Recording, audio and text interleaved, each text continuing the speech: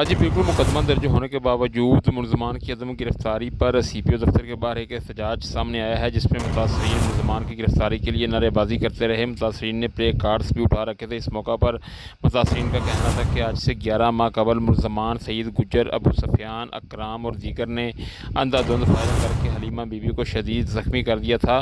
मुलज़मान की फायरिंग के नतीजे में हलीमा बीबी हमेशा के लिए अपनी दोनों टांगों से मजबूर हो गई है।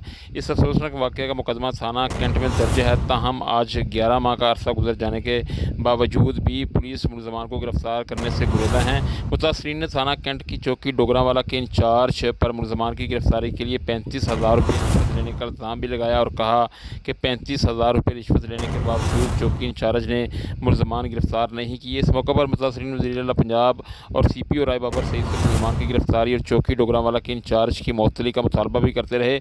बादशाह एसएसपी इन्वेस्टिगेशन की मुलज़मान के खिलाफ कार्रवाई की यकीन दहानी पर मुतासरीन ने अपना एहतजाज ख़त्म कर दिया। जी।